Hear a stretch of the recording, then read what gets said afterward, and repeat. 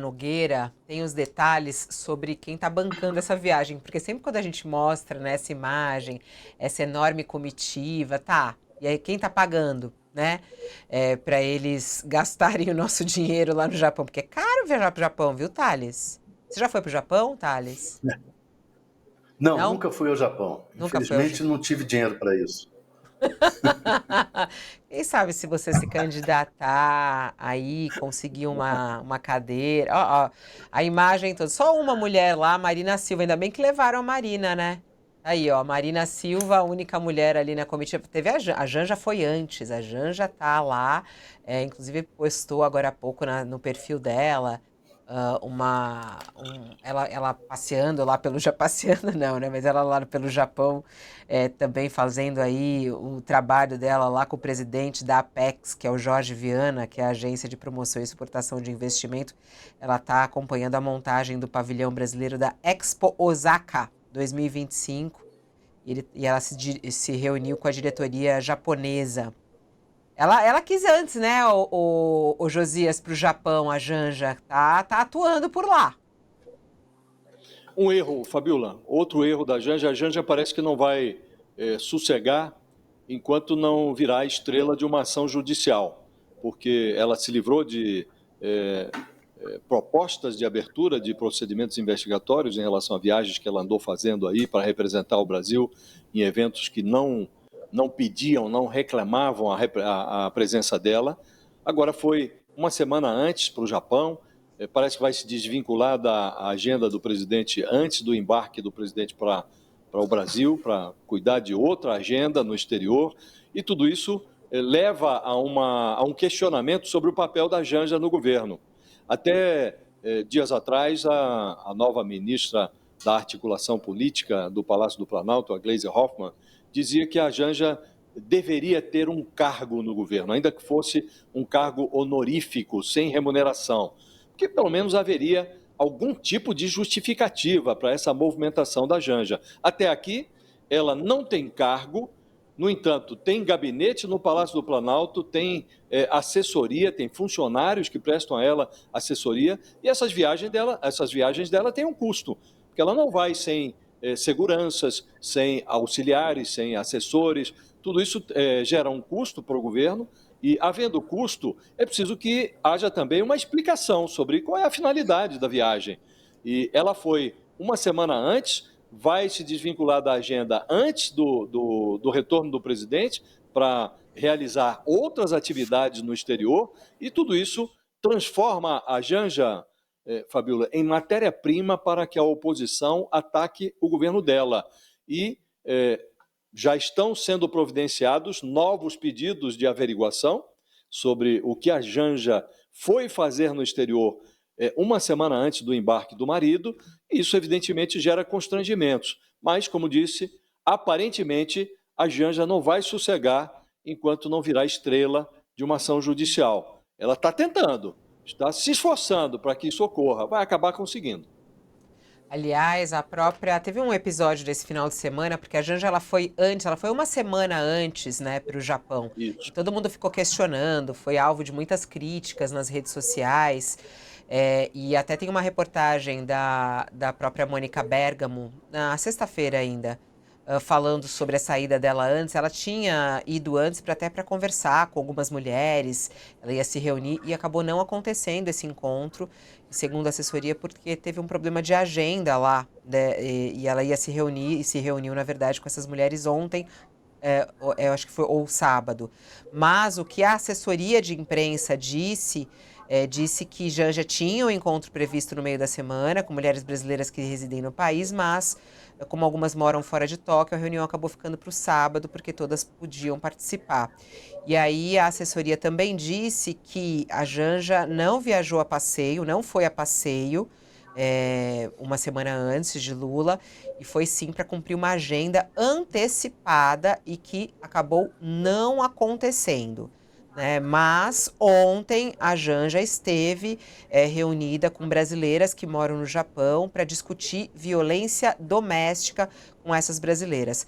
A primeira-dama diz que mulheres estão há mais de 20 anos no país e tem pontos de apoio às vítimas em 3 regiões, Tóquio, Nagoya e Hamamatutsi, eu acho que é isso. E ela estava com essas mulheres nesse final de semana para falar sobre o acolhimento às vítimas de violência e de gênero. Vamos lá, a Madá tá chegando por aqui. E aí, Madá? A Madá sempre chega na hora que a gente tá falando da Janja. Acaba sendo coincidência. Bom dia, Madá. Boa tarde. O- Oi, Fabíola, Josias, Thales, todo mundo que está vendo a gente aqui pelo All News.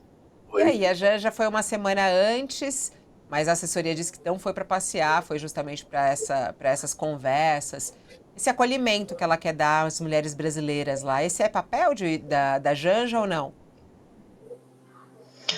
Olha, Fabíola, eu gostei muito dessa desculpa e vou passar a utilizar também. Não, eu não estava passeando, eu fui fazer uma escuta ativa de umas pessoas, mas eu fui uma semana antes e elas não estavam lá, então eu fiquei uma semana esperando elas voltarem. Essa história não dá, né? Não dá. Ela foi uma semana antes para o Japão fazer encontro com mulheres que não estavam em Tóquio. Porque é assim que a gente faz. Pensa, você quer encontrar alguém em Tóquio. Você acerta antes o encontro? Não. Você vai lá e vê se a pessoa tá.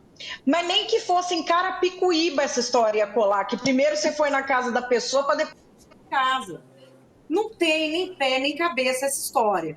E depois, assim, ela foi fazer uma escuta ativa das mulheres no Japão, é, já beira o deboche, né?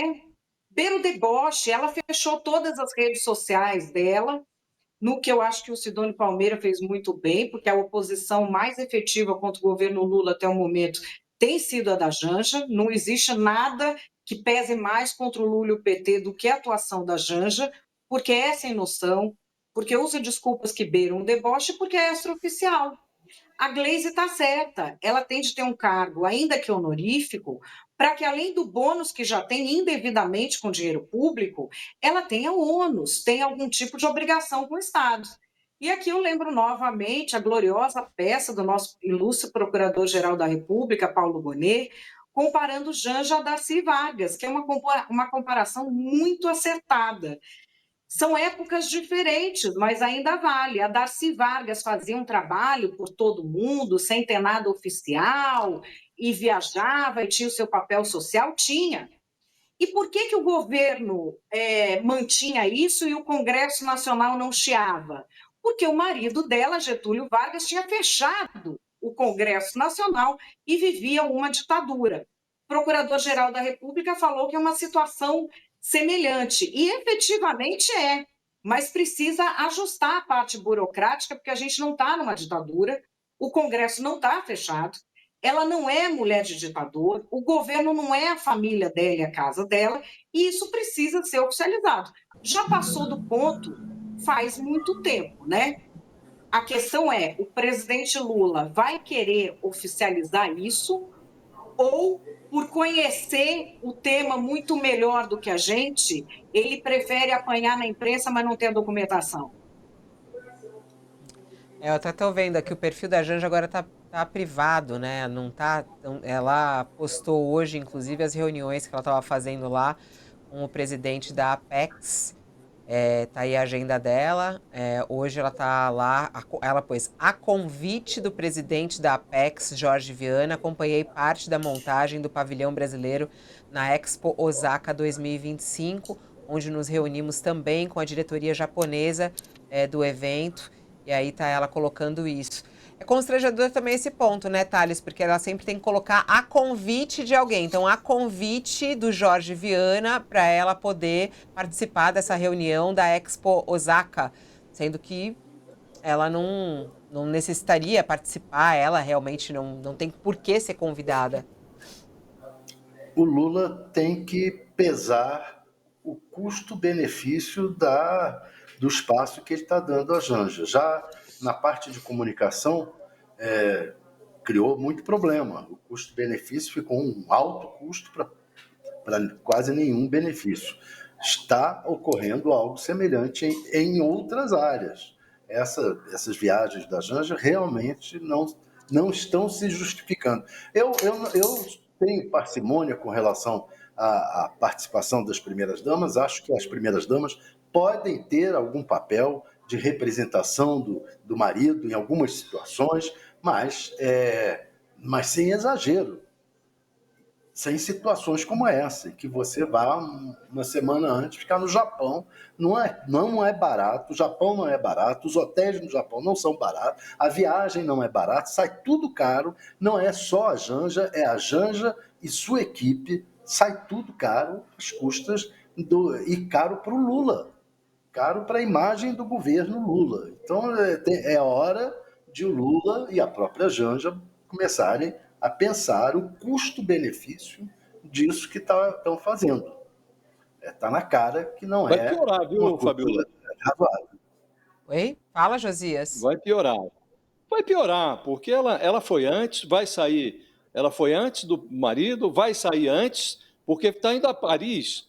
Então agora vai cuidar de um encontro, uma cúpula, vai participar de uma cúpula sobre nutrição para o crescimento em Paris. O que é que a Janja tem a ver com isso? Francamente, são coisas que não ornam com o papel que a personagem desejava exercer. Ela disse lá atrás, quando o Lula venceu a eleição, antes mesmo da posse do marido, ela disse que queria dar um significado novo ao papel das primeiras damas no Brasil. Essa ressignificação está como que abastardando o papel da primeira-dama. Não é papel da primeira-dama ficar representando o governo brasileiro em eventos cuja representação deve ser exercida por quem tem qualificação para isso. Se ela desejava tratar do problema de mulheres brasileiras que estão no Japão submetidas a maus tratos, ela que acionasse, se é que isso não está acontecendo adequadamente, se a diplomacia brasileira, o Itamaraty, não está cuidando desse problema adequadamente, ela podia até realizar gestões em Brasília para chamar a atenção do Itamaraty. Olha, nossos consulados, nossa embaixada em Tóquio não está negligenciando esse problema. Agora ela vai a pretexto com as mulheres não estavam na data que ela chega, aí o encontro se dá justamente quando a comitiva já estava no Japão. Ora, não faz o menor nexo, né? Então a pessoa está pedindo o problema, está pedindo para que se inaugure uma investigação qualquer em relação às atividades dela. Vai acabar conseguindo, como disse. Os custos da viagem ainda não foram divulgados, né? E eu acho que é esse que é o ponto, né? Imagina, um encontro em Paris para discutir nutrição. Francamente. Vamos mandar nessa? Nutrição em Paris Tá tem desligado, tudo a ver. tá desligado, Madá, tá ótima desligado o comida. teu som. Opa, peraí. Agora foi, tô te ouvindo. Mas aí a gente não pode tirar a razão dela, né? Porque ela já foi discutir nutrição em Roma, já foi discutir nutrição em Paris. Se tem lugar que a gente se nutre bem, né? Em Roma e em Paris. Toda vez que eu fui para Roma e para Paris, gente, eu voltei bem nutrida. Acho que Roma até mais, né? Porque Roma a refeição é primo e secondo. Ai, que Primo delícia. piatto, secondo piatto em todas as refeições. Em Paris é menorzinho, é pequenininho. Acho que ela tá vendo como com aquela refeiçãozinha eles ficam tão, né? Ela vai lá no Tour da Jean para comer o primeiro lugar que teve talher no mundo. O talher ajudou na nutrição? Se me chamar, Janja, me chama, que eu tenho várias dicas de nutrição ao redor do mundo para vocês. Gente, como eu queria estudar nutrição na França, né? Participar desse encontro, ia ser incrível. Vamos ao nosso